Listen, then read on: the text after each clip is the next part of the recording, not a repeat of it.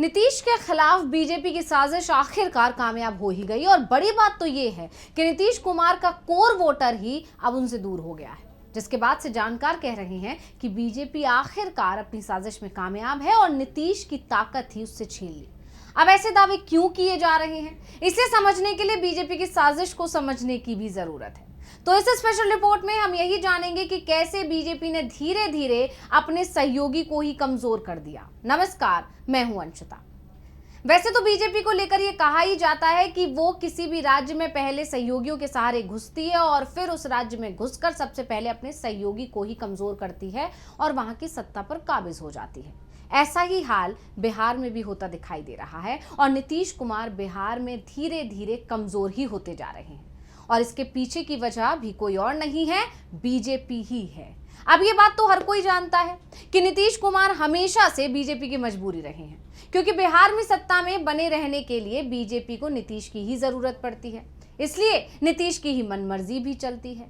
CM पद से लेकर महत्वपूर्ण मंत्रालय भी नीतीश अपने ही पास रखते हैं, जिसके चलते बीजेपी खुन्नस भी खाती है। लेकिन क्योंकि उसके पास कोई और चारा नहीं है नीतीश की मनमानी चलने देने के अलावा, इसलिए नीतीश की मनमानी चलती रहती है। लेकिन अब बीजेपी बिहार में अपना सीएम बनाना चाहती है। दावा यह भी किया जा रहा है कि बीजेपी बिल्कुल महाराष्ट्र मॉडल बिहार में लागू करना चाहती है, यानी चुनाव तो नीतीश के चेहरे पर लड़ेगी, नीतीश के नेतृत्व में लड़ेगी, लेकिन जब नतीजे आएंगे तो सीएम अपना घोषित कर देगी। और इसके लिए सबसे ज्यादा जरूरी है नीतीश कुमार का कमजोर होना, यानी बीजेपी अगर चाहती है कि अब बिहार में सीएम उसका बने तो नीतीश की ताकत को खत्म करना होगा। इसीलिए बीजेपी धीरे धीरे अपने काम पर लग गई और नीतीश के कोर वोटर को ही उससे दूर कर दिया।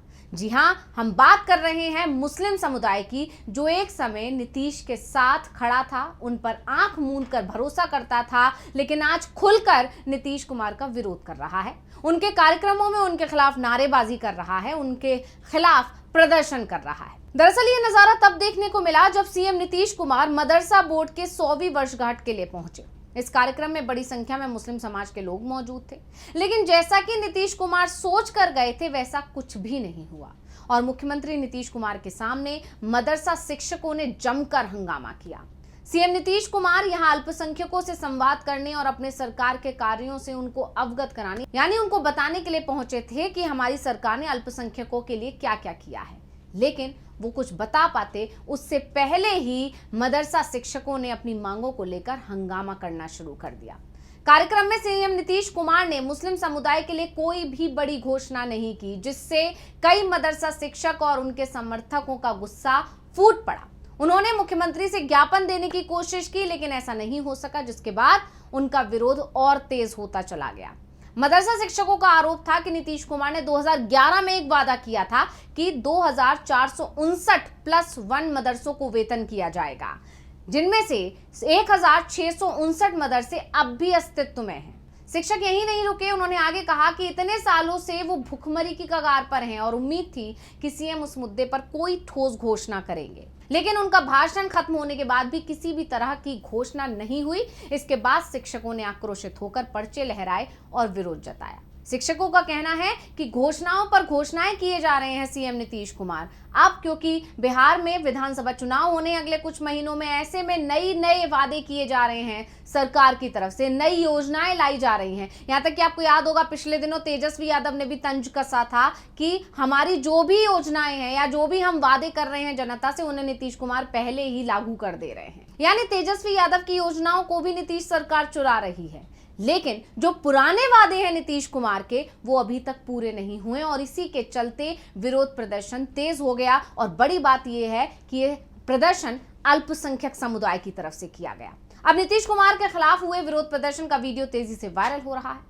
हालांकि ये सिर्फ एक ही मामला नहीं है, ना ही कोई पहला मौका है जब मुस्लिम समुदाय ने नीतीश के खिलाफ अपनी नाराजगी का खुलकर इजहार किया हो। इससे पहले आपको याद होगा नीतीश कुमार ने इफ्तार पार्टी रखी थी, उससे भी मुस्लिम समुदाय ने दूरी बना ली थी। कारण आप सभी जानते हैं, वक्फ संशोधन कानून।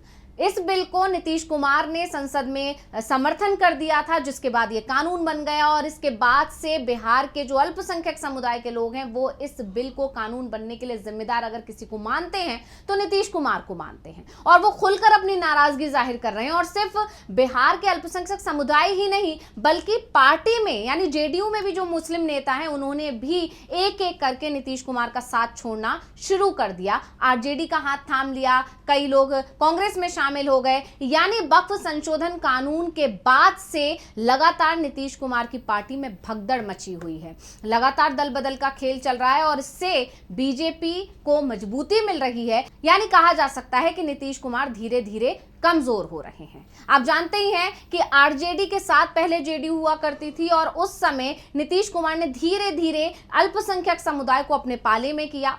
ये वही अल्पसंख्यक समुदाय है जो एक समय में आरजेडी का कोर वोटर माना जाता था, लेकिन धीरे धीरे नीतीश कुमार ने अपनी पकड़ उस अल्पसंख्यक समुदाय पर मजबूत की और फिर धीरे धीरे अल्पसंख्यक समुदाय नीतीश कुमार की तरफ शिफ्ट होता चला गया, जिसका फायदा नीतीश कुमार को मिला।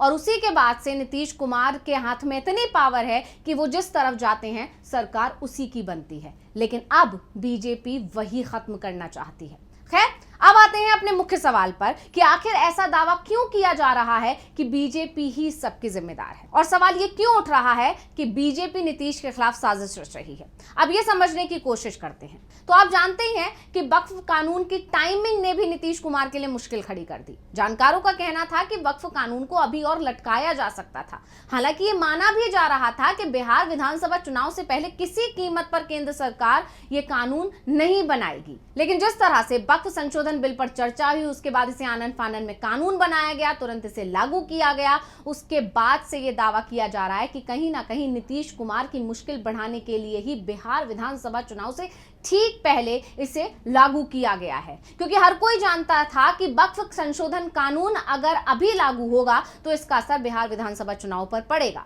और बीजेपी के लिए मुस्लिम वोटर उतना ज्यादा जरूरी नहीं है, बीजेपी उनको इतना जरूरी नहीं मानती है, लेकिन बीजेपी के जो सहयोगी हैं, खासकर जिसमें नीतीश कुमार हैं, उनके लिए वो कोर वोटर बहुत ज्यादा जरूरी है। उन्हीं के आधार पर नीतीश कुमार अपनी बार्गेनिंग पावर रखते हैं। लेकिन अब वो मुस्लिम समुदाय बीजेपी के चलते नीतीश कुमार से नाराज हो चुका है। नीतीश कुमार के मुस्लिम नेता उनका साथ छोड़ चुके हैं। यही नहीं, इफ्तार पार्टी से पूरे मुस्लिम समुदाय ने दूरी बना ली थी, बायकॉट कर दिया था और पूरा मुस्लिम समुदाय आरजेडी के इफ्तार पार्टी में पहुंच गया था, जिसने यह संदेश दिया था कि अब मुस्लिम समुदाय एक बार फिर से वापस आरजेडी की तरफ शिफ्ट हो चुका है। यह पहला झटका था नीतीश कुमार के लिए। इसके अलावा शिक्षकों की नाराजगी की अगर बात की जाए तो वो धीरे धीरे बढ़ती जा रही है। हालांकि दूसरे छात्र भी नाराज हैं। शिक्षा मंत्रालय क्योंकि नीतीश कुमार के पास है, ऐसे में जब छात्रों का कोई आंदोलन होता है तो भी शिक्षा मंत्रालय पर सवाल उठते हैं। इसके अलावा शिक्षकों की नाराजगी का मामला भी नीतीश कुमार की मुश्किल बढ़ा रहा है, क्योंकि शिक्षा मंत्रालय भी नीतीश के कोटे के ही नेता के पास है। तो ऐसे में शिक्षा मंत्रालय को लेकर भी उन पर सवाल उठते रहते हैं। लेकिन फिलहाल इस मामले की बात करते हैं जिसके चलते नीतीश का विरोध हुआ। मदरसे के जो शिक्षक है उन्होंने ये आरोप लगाया कि उन्हें मानदेय नहीं दिया जा रहा है। जो वादा 2011 में किया गया था वो अभी तक पूरा नहीं हुआ है।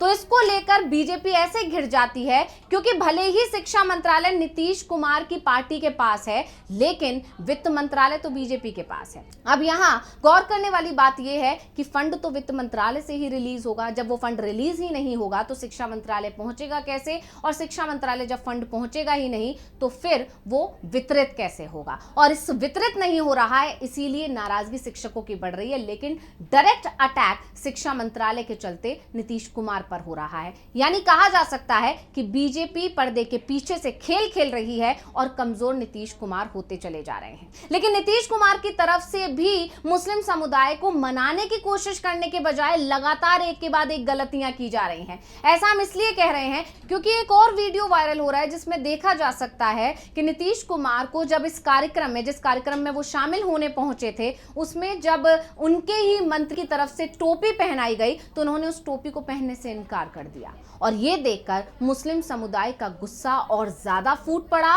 नीतीश कुमार को लेकर जो भावना पनप रही है कि वो मुस्लिम विरोधी होते जा रहे हैं, उस भावना पर नीतीश कुमार के इस एक्शन ने एक बार फिर मोहर लगा दी और इसके चलते नीतीश कुमार की मुश्किलें अब बढ़ने वाली हैं। मुस्लिम समुदाय की नाराजगी खुलकर सामने आ गई है और अगर नीतीश कुमार का साथ अल्पसंख्यक समुदाय ने छोड़ दिया तो बीजेपी के जो मंसूबे हैं वो बिहार में पूरी तरह से सिद्ध हो जाएंगे, वो पूरी तरह कामयाब हो जाएंगे। तो स्पेशल रिपोर्ट आपको कैसी लगी हमें कमेंट करके अपनी राय जरूर दीजिएगा। इसी के साथ मुझे दीजिए इजाजत। देखते रहिए डीवी लाइव। नमस्कार।